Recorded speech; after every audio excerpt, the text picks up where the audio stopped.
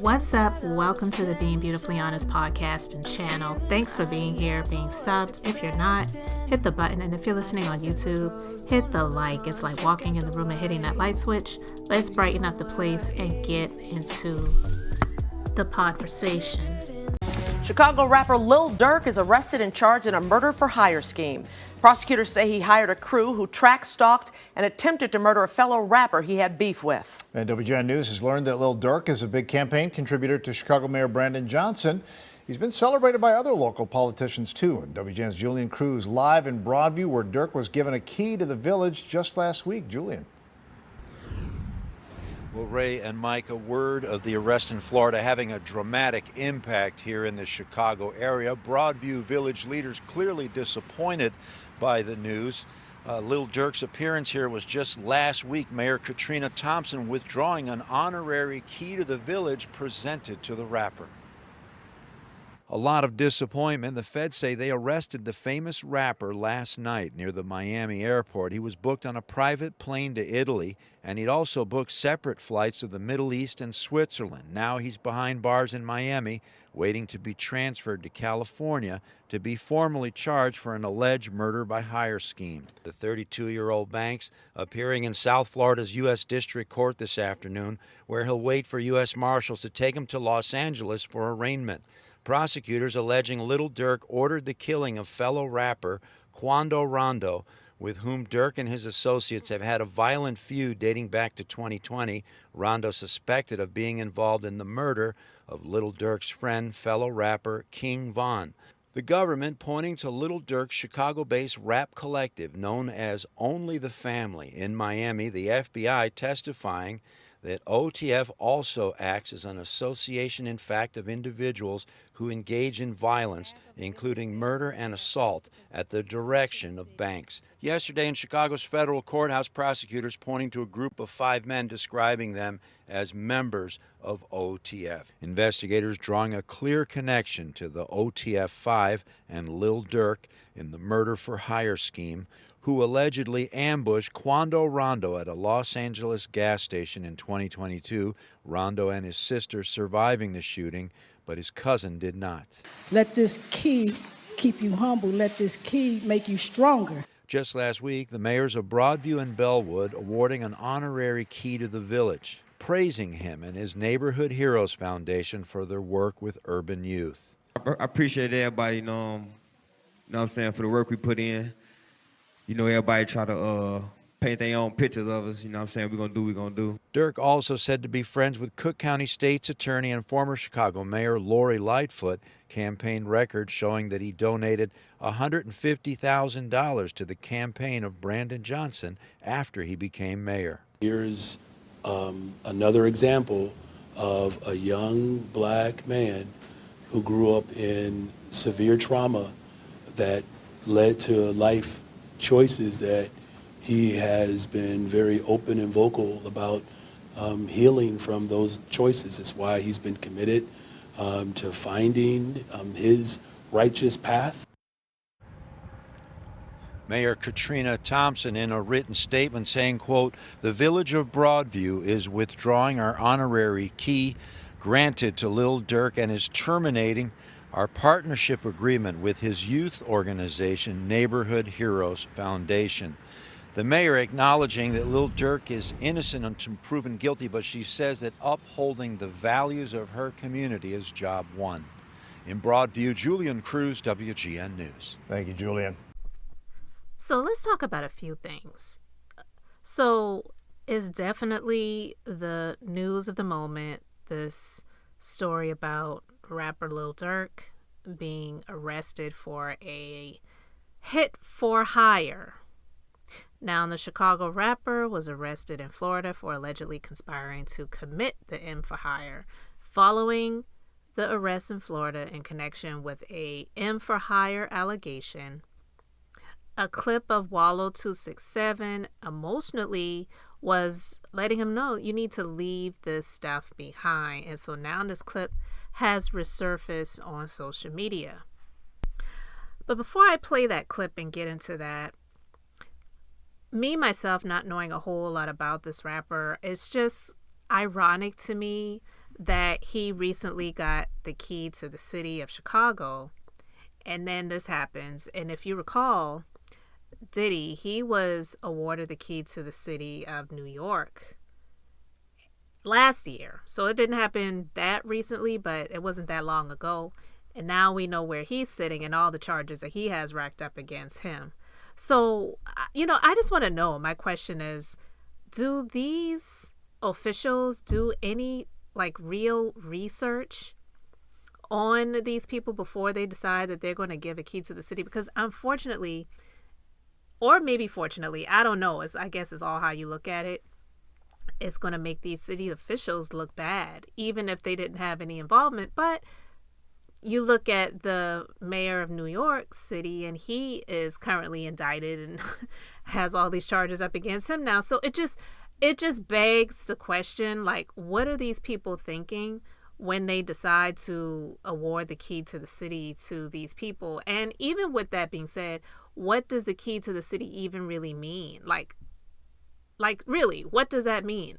You let me know in the comment section, because I really don't have all of the answers to that, but I just really find it kind of ironic and not funny, haha, humorous, but just really strange that this happens not long before these people get arrested and charged with some pretty heinous things that is just not your...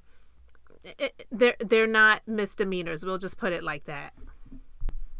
So as reported, Durk was arrested in Florida on Thursday on an M for Hire charge. As alleged by prosecutors, Durk's Only the Family Collective conspired to commit M for Hire against Quando Rondo after the 2020 M of King Von, a frequent collaborator of the Chicago rapper. And Quando Rondo was involved in an incident in the West Hollywood area in 2022. He was unharmed, but his friend and cousin, Lil Pab, was fatally wounded. And his arrest comes not long after he was named in the wrongful death lawsuit filed by the estate of FBG Duck, a rapper who was fatally taken out in 2020. It's just all of this stuff is just so heavy. But let's get into what Wallow said to him on the $1 Million Worth of Game podcast. And then you let me know your thoughts about all this in the comment section, because it's warning comes before destruction. And a lot of times people just have their ears plugged up to the truth of what people are trying to tell them, because they really can't see past the moment. People like that, I don't really feel like they see a real future. So they're not really trying to take heed to words of wisdom. And then some people feel he was trying to clean up his image because he felt and knew something was about to come down. You never know. Keep going, because I'm telling you, man, I can name 20, 30 niggas and my homies is dead. I'm here, though.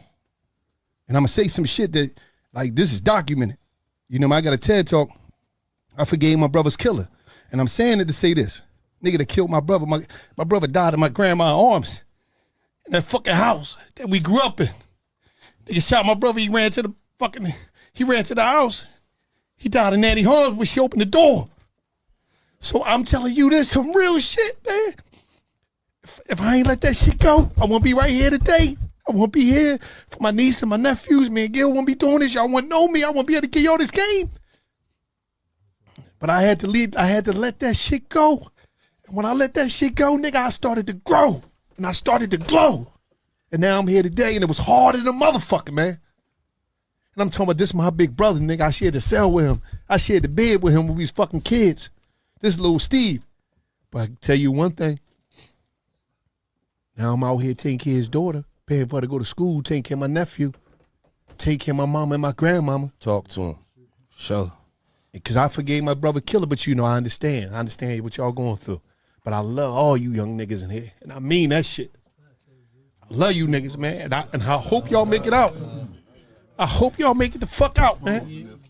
Man, he like straight up, man. It's so crazy. Yeah, this motherfucker really dropping tears for this shit. Like, shit for real. Like, I love being around the young niggas because, like, you don't understand. Y'all niggas got so much life, and y'all probably don't understand because y'all young. But this system and the way this structure is so scared of y'all because they saying if these niggas ever turn that light cut on in their head, we in trouble because they the most fearless motherfuckers that ever walked the planet Earth. These young black brothers in the ghetto don't fear nothing. So when you switch that shit and you do an energy transfer, oh, it's over. Y'all nigga ever wake up, it's over, man. Watch. I'm telling you, niggas gonna wake up. It's gonna happen. and see, for Wallow, right?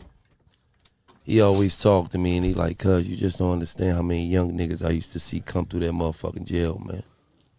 Young niggas who was just full of life, just now them niggas in there facing that motherfucking homicide, and now them niggas they be done. Them niggas just all of life done left them niggas. Them niggas come from that courtroom. Them niggas done got that 111 years. Them niggas be done, cuz, you know what I'm saying? So that's why we base our whole platform around the young niggas.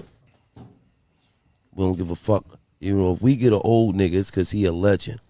And he got game to give, which has got his attention, motivation, and education.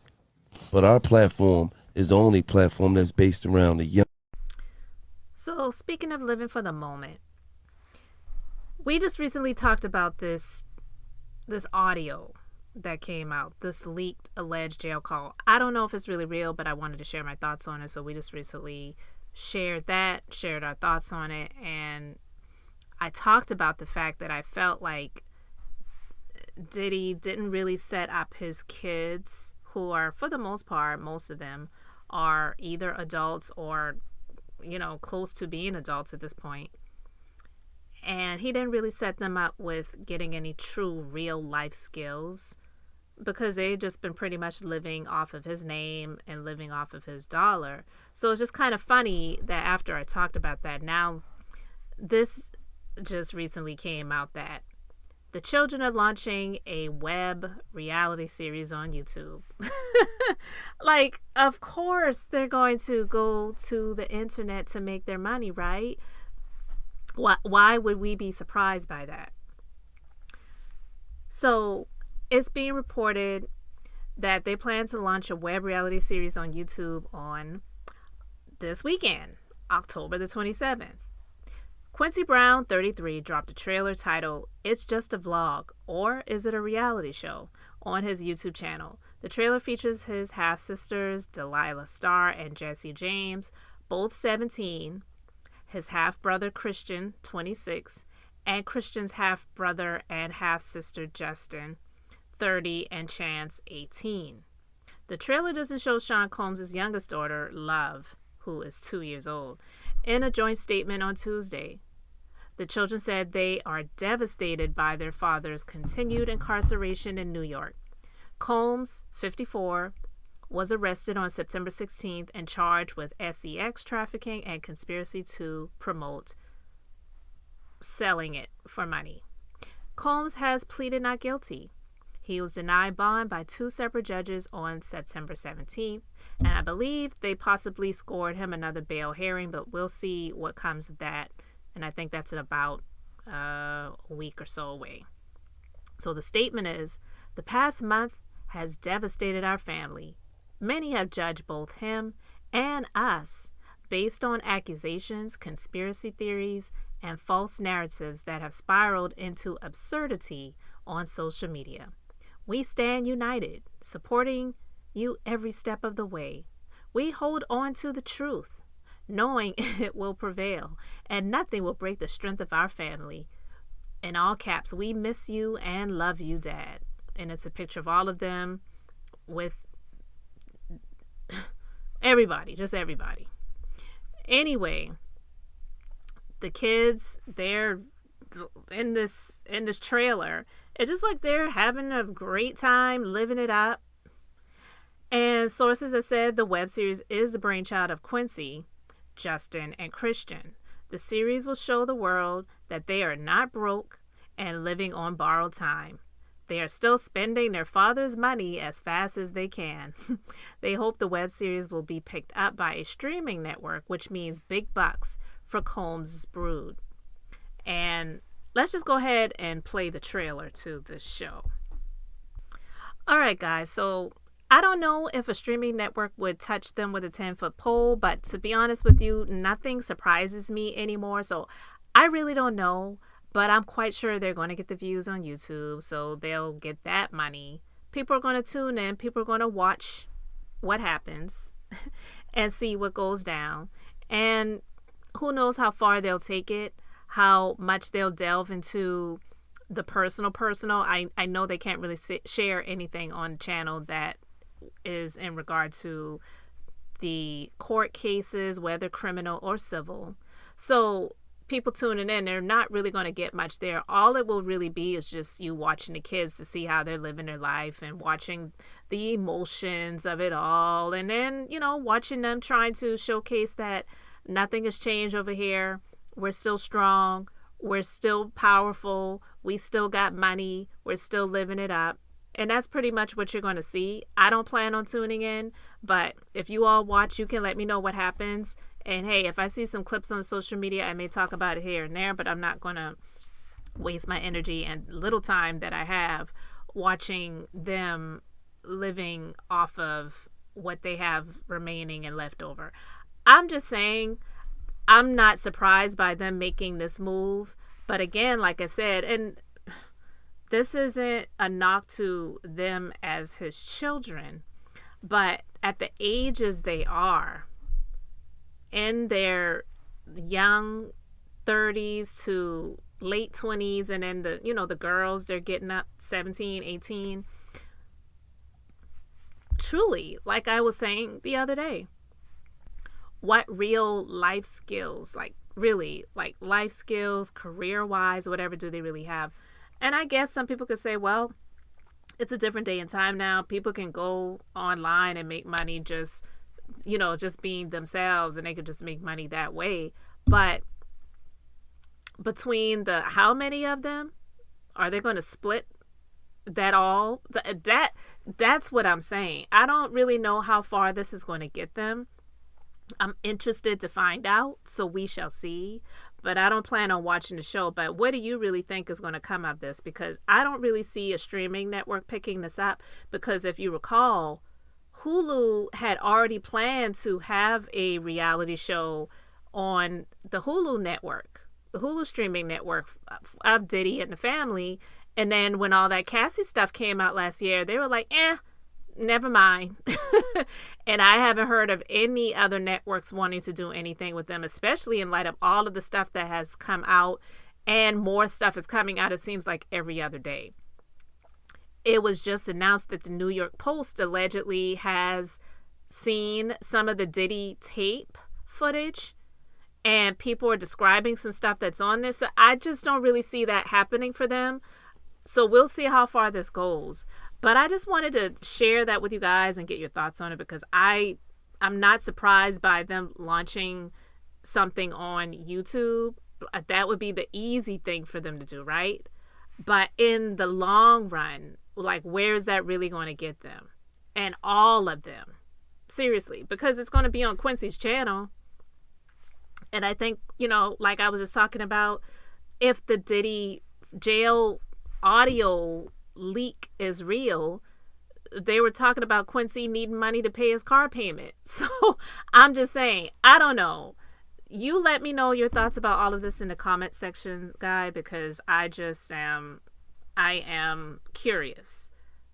I'm curious to see where all of this goes, but more stuff is coming out every day with regards to Diddy. So this could also be a little bit of a distraction too, to maybe try to still soften his image a bit, but this definitely is not going to make that happen at all. So you guys let me know what you think in the comment section.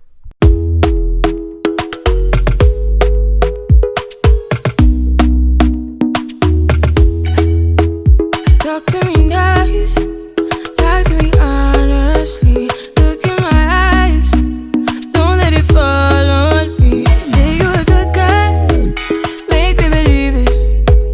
Don't wanna hear it,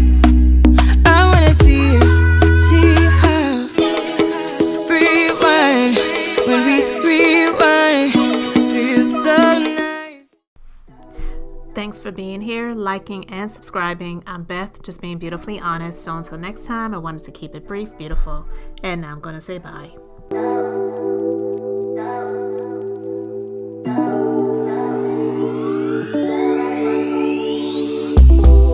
Found myself inside all this tension, a feeling I never was expecting.